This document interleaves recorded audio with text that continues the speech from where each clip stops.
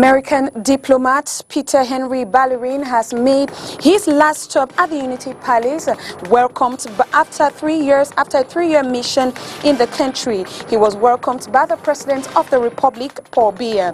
Details on that exchange between Washington and Yaoundé in this newscast. Plus, Colonel Cyril Aftonfak has been accused of uttering implicating words on Kingsley Njoka, a Douala-based journalist arrested in connection with the Anglophone crisis. Peter Nsossi in this newscast will buttress the notes of that accusation. Still on journalists and social responsibility, we will bring to you a joint press conference held in Yaoundé by the Ministers of Communication and Post and Telecommunication, shunning hate speech on social media by pressmen and women.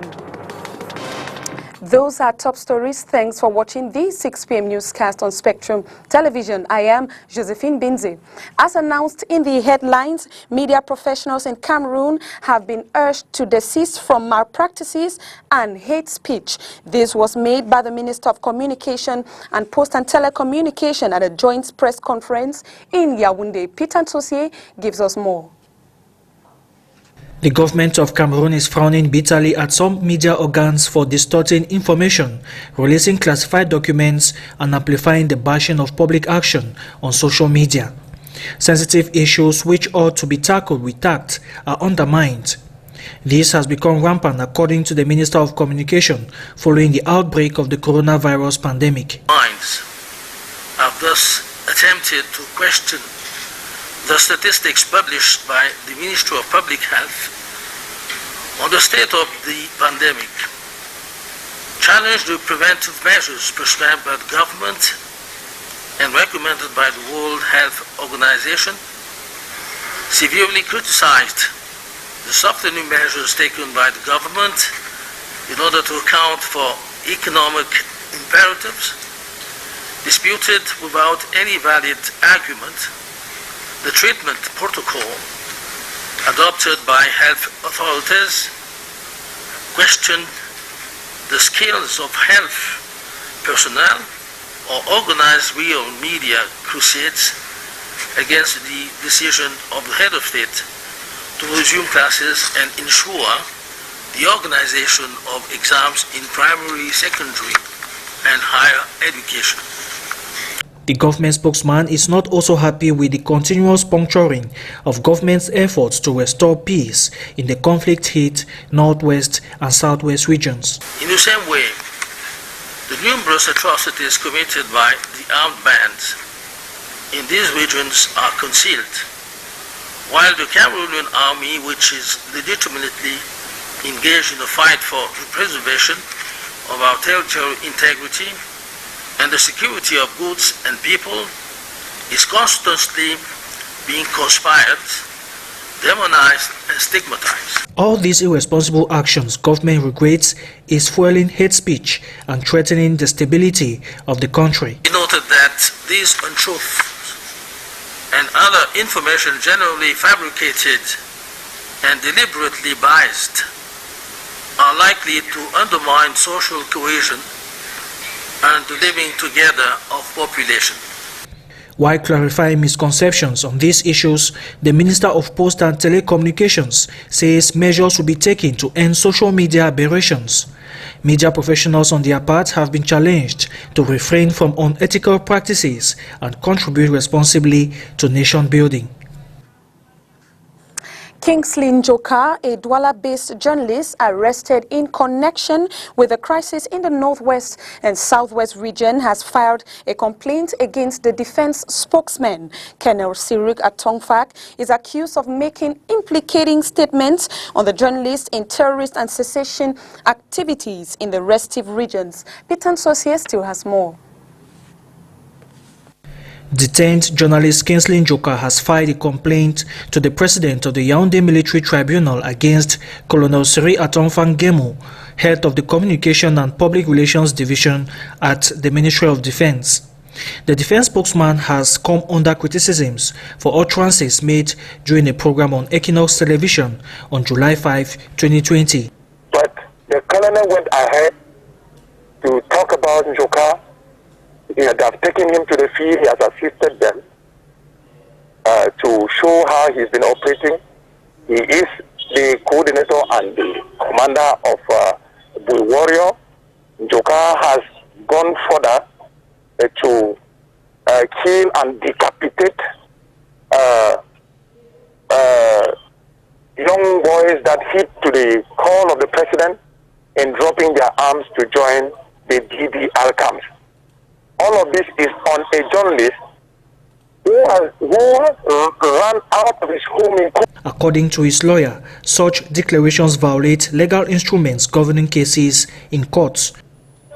This is in gross violations of sections 169 of the Penal Code, which is very compelling to the effect that you are not supposed to go out on utterances or pre-judicial utterances when a matter is pending before any judge or a magistrate. It is also feared that Colonel Atomfak's statements could have damaging effects on the accused and the dispensation of justice on his matter. In doing that, the colonel has impeached the character of Njoka, and his actions or his words during that program are likely to influence the course of justice and negatively to the disadvantage of Njoka. The military court is being invoked to take legal action against the defense spokesman. Likely we'll be using him as a witness, because he has even run is not up to the level of saying that the computers that they see from Njoka's residence are with them. I don't know the them that he's talking. And there are exhibits that Njoka has been sponsoring, and Njoka is an armed dealer and a journalist. So we expect that the colonel should come to court. We'll be expecting the colonel to come to court and be our witness. And we expect too that they should prosecute him. Nobody is above the law.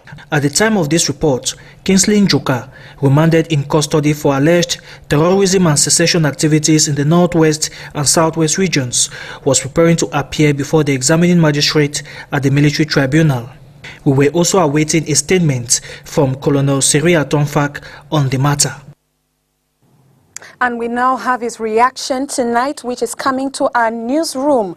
The defense spokesman, Colonel Cyril Atomfak, says he is aware on the allegation meted on him, but he has told STV he has nothing to say about it. The characteristics, insignia and attributes have been spelled out for municipal and regional councillors in a presidential decree.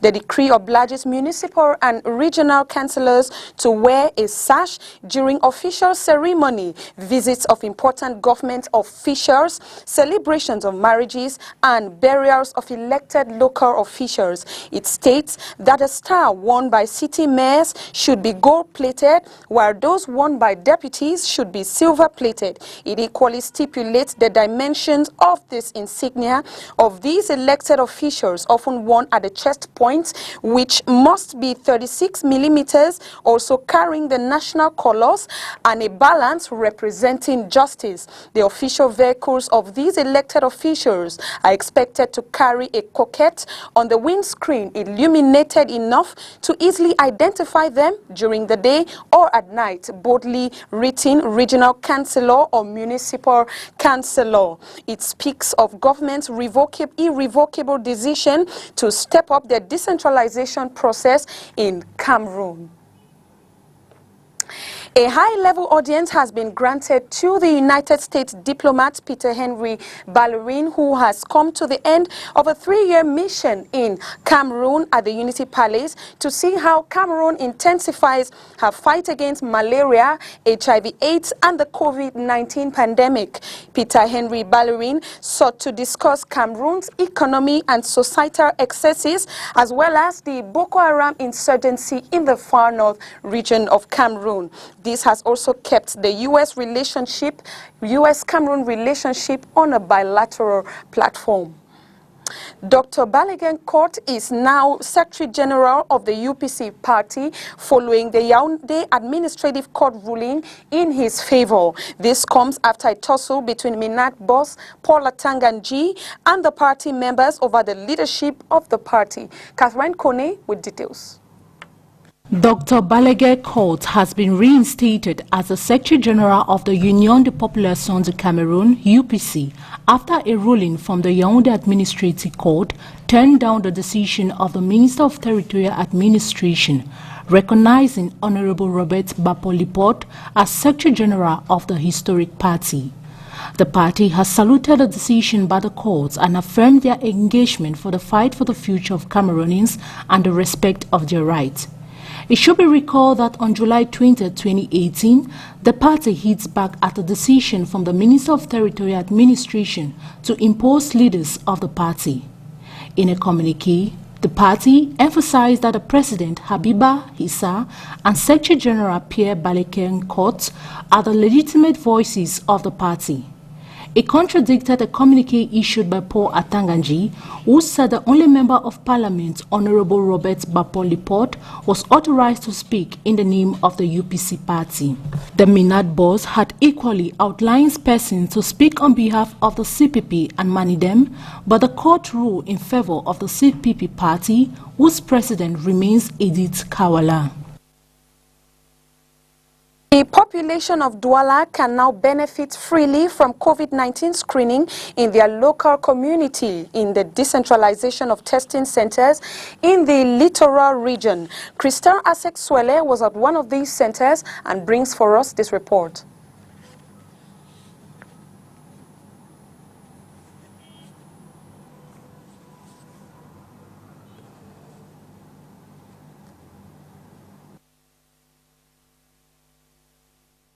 The population of the city of Douala can now benefit freely from COVID-19 screenings, testings and controls in their local health communities.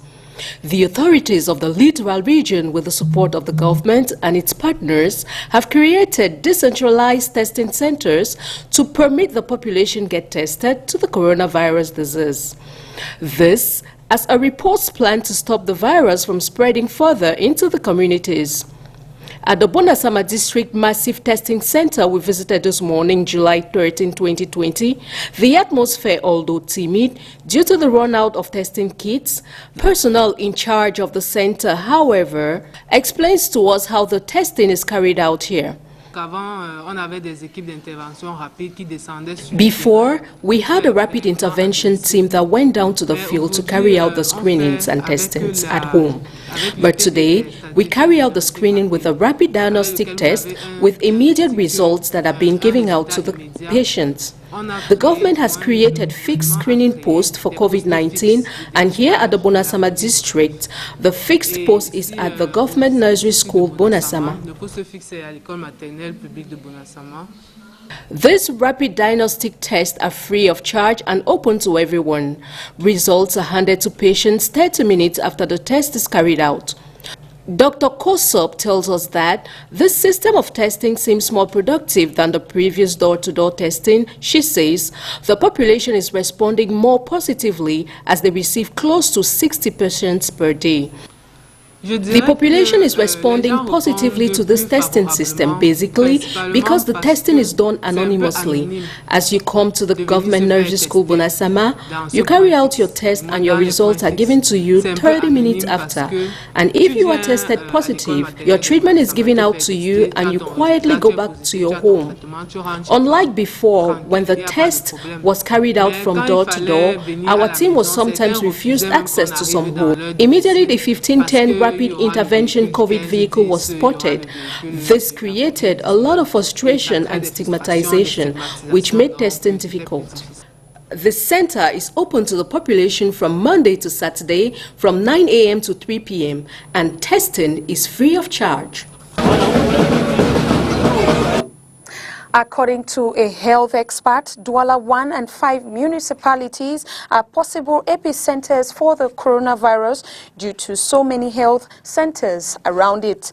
Douala now has over 2,000 cases of COVID-19, several treated, and over 90 deaths. The rise in the number, according to Dr. Mosi Hans, is as a result of the non-respect of barrier measures. Catherine Kone with details. Amongst the 6 municipalities that make up the littoral region, the Douala 1 and 5 subdivisions are home to the most affected cases of COVID-19. Il y a effectivement Douala 1er avec le district de santé de Daido qui est l'un des principaux districts cracheurs d'alerte. From what we registered, we have the Douala 1 subdivision with the Daido Health District, which is one of the centers with the highest positive cases of COVID-19. Douala 5 subdivision follows with the Bangui Health Center. The neighborhood in these subdivisions, I think, have some level of activities. There are bars, snacks with markets. La contamination se passe beaucoup plus là-bas. The littoral region, as of now, has over 2,000 cases of coronavirus and is the second most hit city in Cameroon. Alors, du 17 mars à aujourd'hui, nous avons dépisté. From the 17th of March till today, we have screened and registered several positive cases of COVID-19, which is over 2,855 positive cases, with some treated cases equally recorded. Unfortunately, we have recorded some deaths. Nous avons enregistré quelques décès, des décès confirmés, qui sont au nombre de 96 à ce jour. Due to the difficulties faced in containing the dreaded disease, screening and management of positive cases are now carried out in decentralized screening centers within the national territory. Donc, notre région va de mieux en mieux. The whole situation of our region is better because of an increase in health personnel, screening centers, even with other health centers out of the la mise en place region. des intrants qui leur permet donc ainsi de répondre aux attentes non seulement des entreprises mais également des autres membres de la communauté. The rise in the cases of the pandemic, he says, comes after some preventive measures were uplifted by the government. Lorsque les mesures ont été allégées, when the preventive measures were uplifted, like the reopening of bars and some supermarkets, resume of activities, we noticed some relaxation on the side of the population. When we read preventive measures, it instate that they shouldn't be wearing a face mask or the respect of social distancing.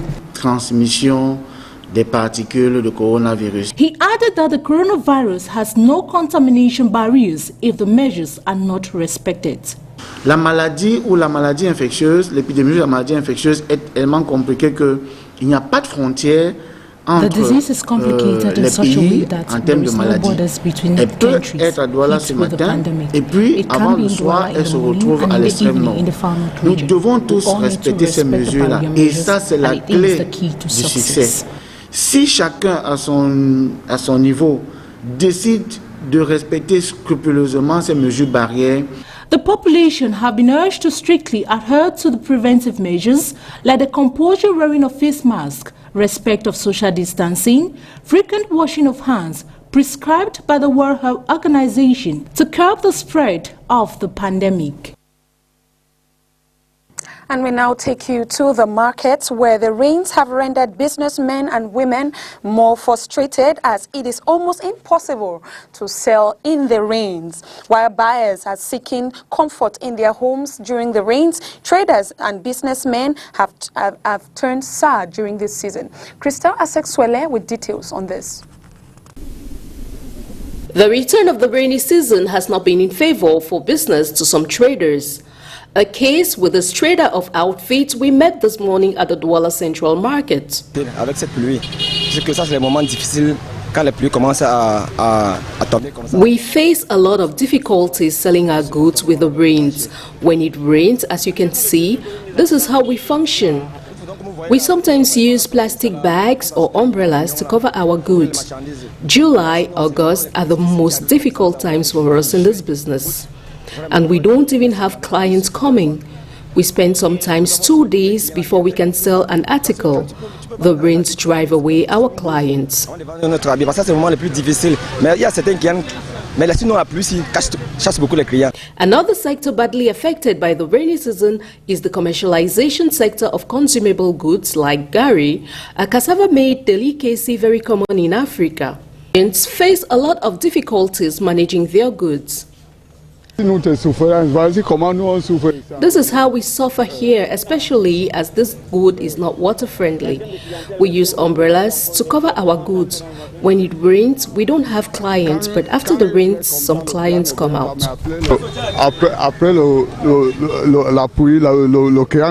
They, however, await the end of the rains to be able to sell out their products. And on our international page, it's still unclear whether many U.S. students will head back to schools and universities at the beginning of the school year. But the situation is graver for international students. Details with the VOA. This is the Catholic University of America in Northeast Washington, D.C. Russian student Liza Britova plans to come here in August if she can get her visa in time. Right now, the U.S. consulate in Moscow is now issuing visas. Any visas at all, except for flight attendants who don't need an interview. And since student visas require an interview, you can't get a visa without one. Right now, we don't know when the interviews will resume. A student from Ukraine, Alexei Antonyuk, got admitted into Yale and is supposed to start in the fall. For him, the visa issue is also a crucial one. My visa interview was scheduled for July 8th, but in mid-June it was rescheduled because of the pandemic. New dates were opened starting from August 3rd, so I signed up for August 4th. Antonyuk is a Ukraine Global Scholars Program finalist, so he doesn't need to pay for his education in the U.S. The program helps talented students get scholarships in top U.S. colleges. In 2020, there are only 31 such students. If they fail to get their visas in time, they will lose a total of $7 million in scholarship funds.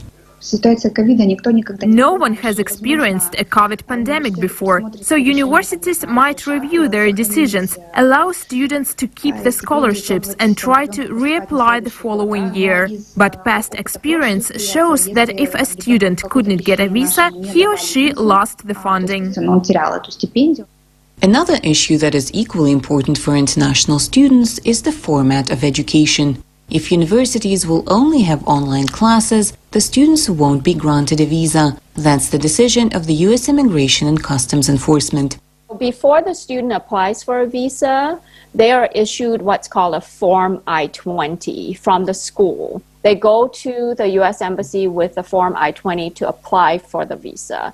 So the latest announcement that you just referenced gives instructions to the institutions that are issuing these visa documents.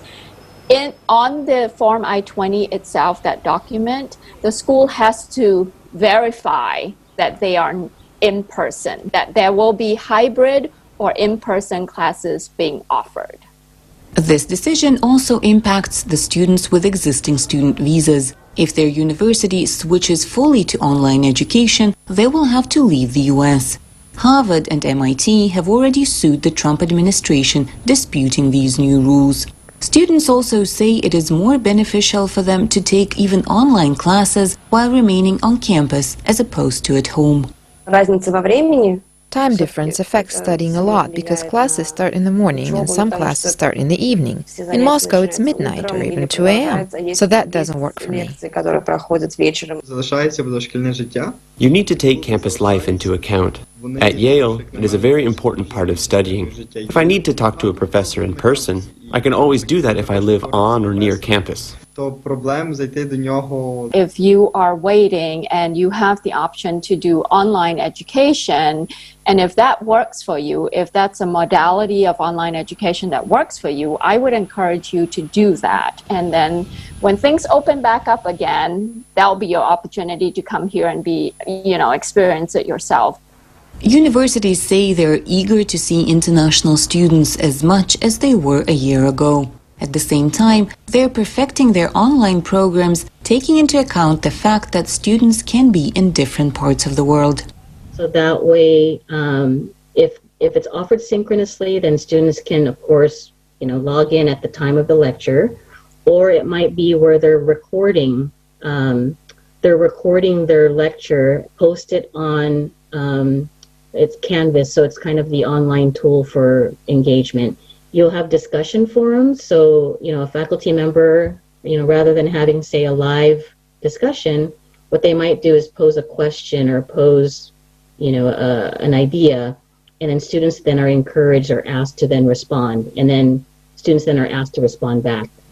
Every year, the U.S. welcomes about 1 million international students. In the past, their contribution into the U.S. economy made up about $41 million. Felicia Bacalets in Washington, Anna Rice, VOA News.